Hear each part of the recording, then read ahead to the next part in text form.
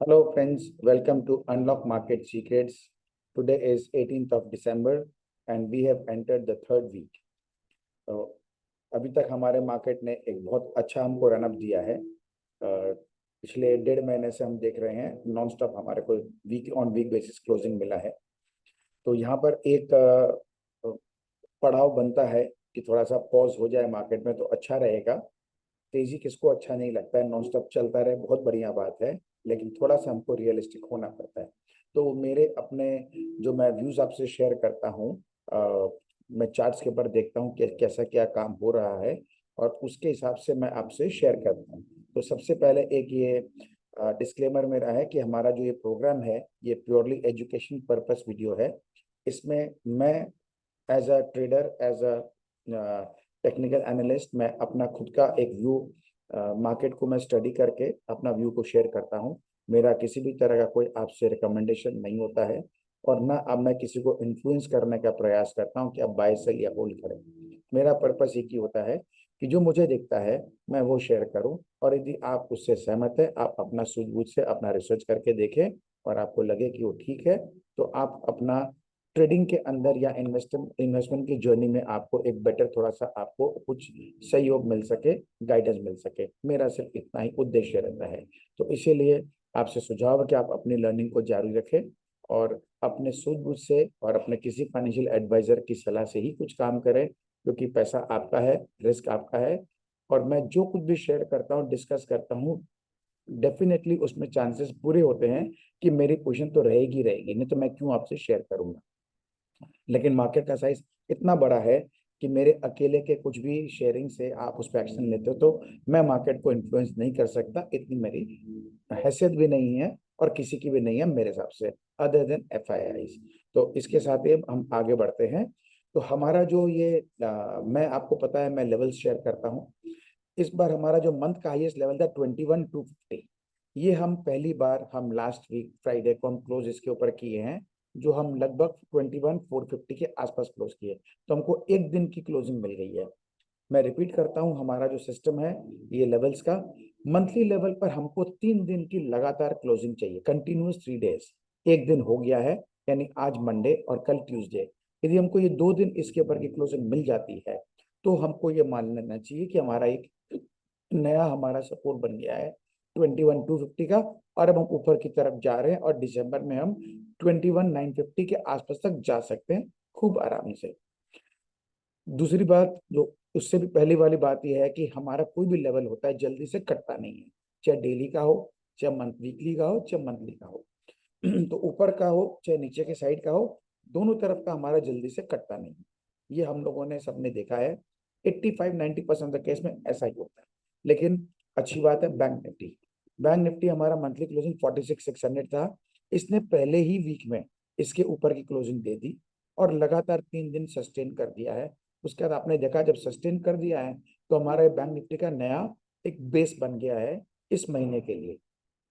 उसके बाद हमने कितनी अच्छी रनअप देखी है और अभी हम लोग लगभग 48,150 के आसपास हम लोगों ने क्लोजिंग दी है, जो यहाँ से करीब करीब 1500 पॉइंट और दूर है। अब जब हम इस लेवल की बात करते हैं तो वापस इस लेवल के अंदर जल्दी से नहीं आता है। तो ये तो हमारा स्ट्रॉन्ग अप सपोर्ट बन गया है। लेकिन 48,150 और 46,600 में भी 1500 पॉइंट का गैप है। तो ये बहुत लंबी जर्नी है। तो यहाँ तक तो रिट्रेस कर ही सकता है कभी भी। इसके लिए हमको वीकली और डेली लेवल्स पे चलने होते हैं। तो हमारा जो वीकली लेवल है उसके हिसाब से 48,150, 48,000 से लेके 49,250 तक का हमारा एक न्यूट्रल जोन है। नीचे हम 46,900 तक जाना चाहे तो जा सकते हैं, लेकिन जो मेरे को इसका बॉडी लैंग्वेज लग रहा है, हमको लगता है हम 47,100 के आसपास तक लास्ट हम जा सकेंगे। अभी मैं आपसे सिर्फ लेवल्स कैप से बात कर रहा हूँ, फिर आपको एक बार चार्ट पे भी दिखा दूंगा। हमारे टारगेट्स जो है निफ्टी और बैंक निफ्टी के बहुत बड़े हैं इस रनअप में। बहुत बड़े मतलब बहुत बड़े हैं, ये हम पहले भी शेयर कर चुके हैं। लेकिन हम उसको सर पे हावी नहीं होने देंगे, क्योंकि हमको बराबर इसमें इस जर्नी में हमको रोज जीना पड़ता है। फिलहाल आज के लिए हमारा जो लेवल है वो हमारा 47,600 नीचे का लेवल है। तो यदि हम इसके ऊपर से इसको संभाल लेते हैं तो कोई असुविधा नहीं है।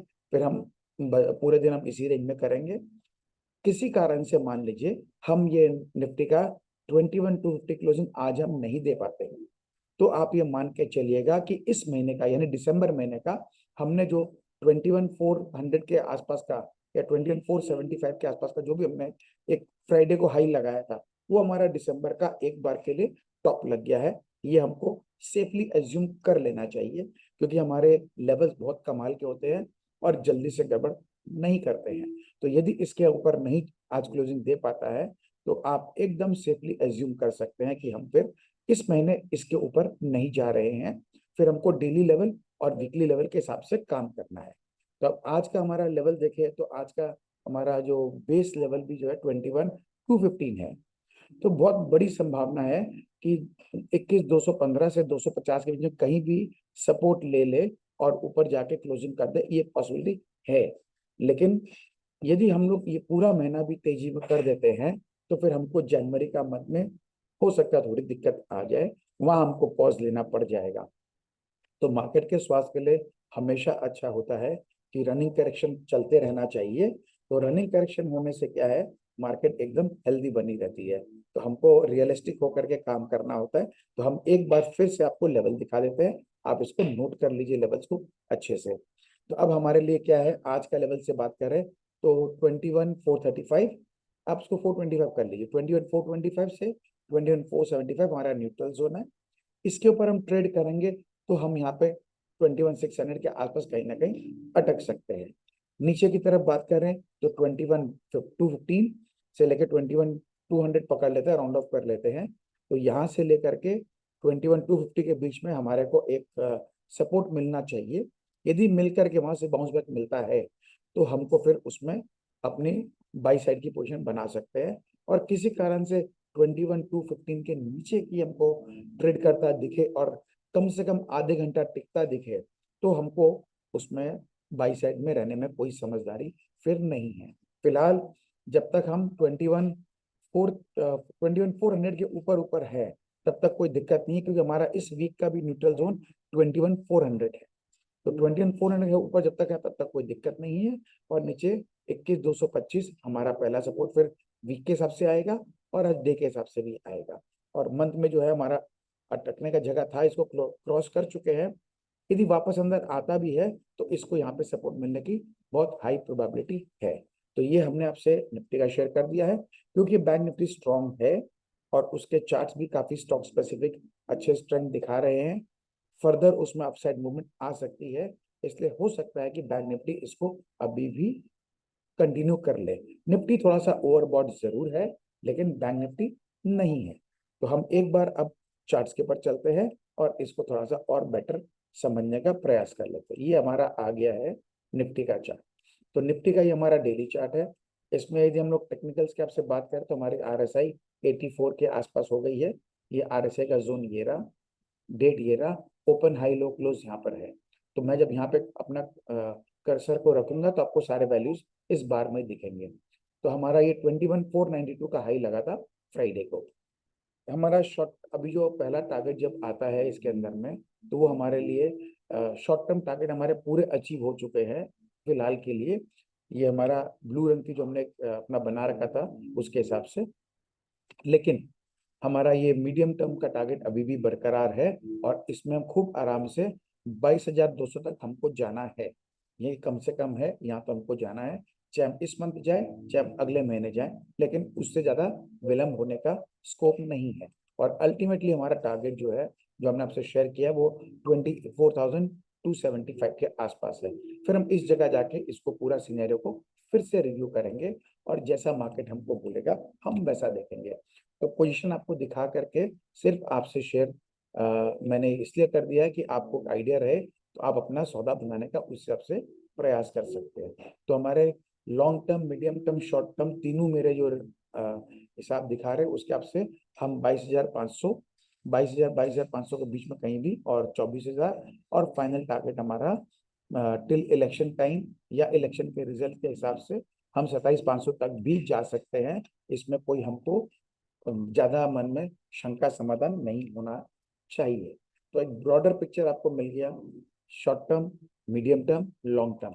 तो इसको ध्यान में रखते हुए आप अपना करें। अभी चार्ट्स पे देख रहे हैं हम तो यहाँ एक रनअप, एक गैप बना था, एक दो गैप बना हमारा पिछले वीक में, तो इसका हमारा हाई है 2950। तो यानी खूब आराम से हम यहाँ तक यदि आते हैं तो गैप फिल भी हो जाएगा और नेक्स्ट चाल में मार्केट हेल्दी भी हो जाएगा। तो हमारे जो चार्ट्स भी बता रहे हैं, इसका ये जो टॉप है 21037, यानी 21050 पकड़ लेते हैं, और यहाँ हमारा 2950 है।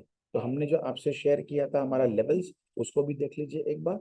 तो इस लेवल्स के हिसाब से भी हमारा जो बेस बनता है 21950 का, यहाँ पे आता है 2950 का। तो यहाँ तक हम जाना चाहे तो आराम से जा सकते हैं, और यहाँ इसको सपोर्ट मिल ही जाएगा।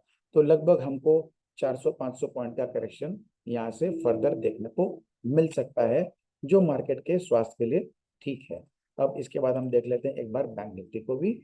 ये हमारा पहले निफ्टी में देखते हैं, डेली का मैं आपको दिखा दिया। वीकली में भी देखिए RSI 75 है, तो वीकली का RSI 70 थोड़ा सा ओवरबॉट माना जा सकता है, लेकिन जब मार्केट में बुल रन होता है और अच्छा एक मूवमेंट चल रहा होता है तो वो आगे भी एक्सटेंड कर सकता है, इसमें कहीं कोई संदेह नहीं होता है। मंथली का भी सेम वही है, 70 के ऊपर RSI है। 70 के ऊपर होना इज अ गुड साइन, अच्छा स्ट्रेंथ दिखाता है, लेकिन यहाँ पे थोड़ा कंसोलिडेट कर सकता है। अब इसमें क्या होता है, देखो दोस्तों, एक दिन का बड़ा कैंडल यहाँ मिल जाए या 2 दिन का कैंडल मिल जाए तो RSI कूल डाउन कर जाएगा और अगला चाल बन सकेगा। अब हम वीक की बात कर रहे हैं, तो हो सकता है कि ये वीक में हमको एक दोजी में देखने को मिल सकता है ऊपर की तरफ, यानी जो मेरा लास्ट क्लोजिंग हुआ है इस वीक का 21450 का, 21450 के आसपास हमको क्लोजिंग देखने को मिल जाए इस वीक का। ऊपर जाए नीचे जाए, अल्टीमेटली हम यहाँ पे इस तरह के हमको दोजी देखने को मिल सकती है। तो ये चलता है, ये अच्छा है, it's good for the market. इसके बाद हमको ये भी पता है कि सामने में FIS लोग के भी कंट्री में क्रिसमस का, न्यू ईयर की हॉलीडे भी रहती है, तो हो सकता है कि इस कारण से उन लोगों का पार्टिसिपेशन थोड़ा सा एक बार के लिए कंट्रोल हो सकता है, it may be, not sure, क्योंकि उनके अंदर भी एक बहुत बड़ी फोमो लगी हुई है। तो फोमो के अंदर में हो सकता है कि वो अपना बाइंग अभी भी ना छोड़े। बैंक निफ्टी अभी तक सबसे कमजोर था, जो अब अच्छा मूवमेंट दिखा रहा है, और यहाँ से इसने बहुत बढ़िया पुश दिखाया है। इसमें खाली एक छोटा सा गैप ये रह गया है, तो इसका हाई है 47,200, तो लगभग यहाँ से करीब 800-900 पॉइंट है। तो यदि इसको फिल करना चाहेगा तो ये कर देगा इस करेक्शन के अंदर में, which is very good for the market. इसका भी हम देख रहे हैं RSI 80 है, थोड़ा सा हाई है, लेकिन इसका वीकली में जो है कोई टेंशन नहीं है, क्योंकि ये अभी भी 70 के नीचे है, तो इसमें फर्दर गुंजाइश है। मैं एक बार, ये बहुत सारा भीड़ भड़का लगा हुआ, इसको एक बार के लिए सबको छिपा देता हूँ। ये लीजिए, अब चार्ट थोड़ा क्लियर हो गया आपके लिए। मैं इसमें एक दो इंडिकेटर्स को भी और जो है थोड़ा सा कम कर देता हूँ, तो आपके लिए थोड़ा सा बेटर हो जाएगा। जितना सिंपल रखेंगे उतना अच्छा रहेगा, आपको चार्ट्स को देखने में समझने में ज्यादा आसानी होगी। तो ये बातें, थोड़ा नीट एंड क्लीन चार्ट है, देखिए। तो मूवमेंट बहुत बढ़िया चल रहा है। हम सिर्फ एक ही इंडिकेटर लगा रखे हैं RSI का, जो कि 70 के नीचे है, और मंथली में भी देखते हैं तो ये भी 70 के नीचे है। तो इसमें अभी गुंजाइश है, हो सकता है बैंक निफ्टी पुश ले ले। और अभी हमारा जो अच्छा बात है, सेक्टर स्पेसिफिक बात करता हूँ, तो IT में अच्छा हमने देखा है, एक ब्रेकआउट आया है निफ्टी IT। तो निफ्टी IT में एक बहुत बढ़िया ब्रेकआउट हमको मिला है देखने के लिए। वीकली में देखिए कितना अच्छा हमको लास्ट वीक में एक पुश मिला है। तो इस कारण से IT में यदि फर्दर एक्सटेंशन आती है, जिसकी आने की संभावना है, तो हमको IT अपना प्रीवियस हाई, जो यहाँ पर इसका एक 37,750 यहाँ पे, और दूसरा यहाँ पे 39,000 तक, यहाँ तक खूब आराम से, यानी 10% का इसके इंडेक्स में चाल अभी मिलने की संभावना पूरी है।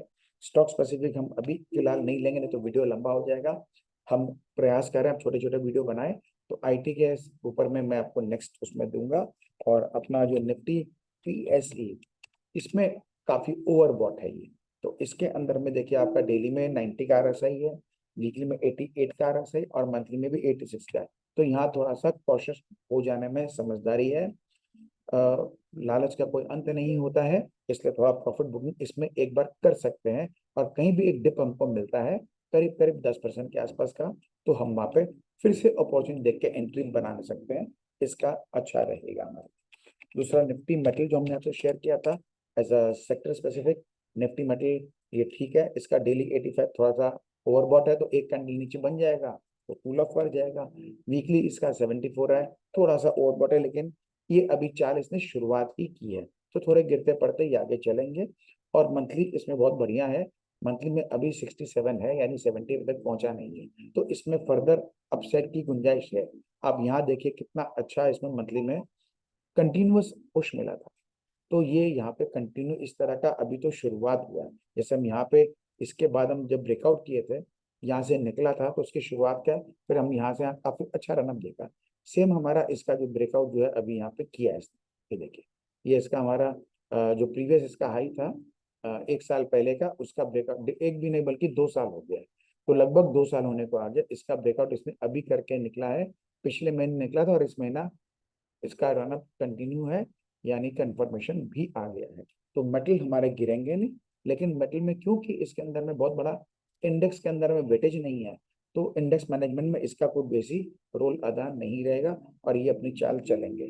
फिर हमारा निफ्टी बैंक आपको दिखा दिए, पीएससी पीएसयू सब दिखा दिए। तो अब बेसिकली ये चीज़ों को दिखाने के बाद चार्ट्स में हम चेक कर लिए हैं, लेवल्स आपको दिखा दिए हैं, इनको अच्छे से नोट कर लें और लेवल्स के बाद ट्रेड करें, आपको कहीं कोई दिक्कत नहीं आएगा।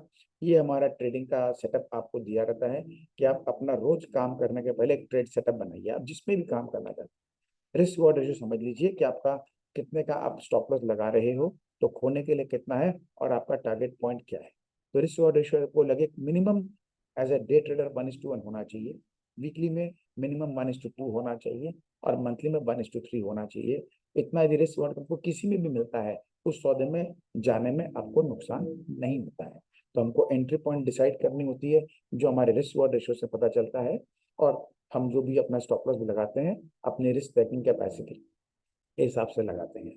तो हमको हमेशा एक रीजनेबल रिटर्न ऑन कैपिटल का ध्यान रखते हुए काम करना चाहिए। सेक्टर एनालिसिस मैंने आपसे कर ही दिया है, फिर भी वापस रिपीट करता हूँ। Banking, IT, insurance, infra, cement, metal, ये सारे सेक्टर चलेंगे।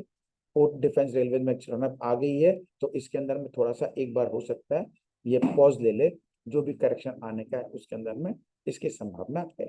स्टॉक्स की बात हम इसमें अभी नहीं करेंगे और व्यू मैंने मेरा आपसे शेयर कर ही दिया है कि मेरे को ऐसा लगता है कि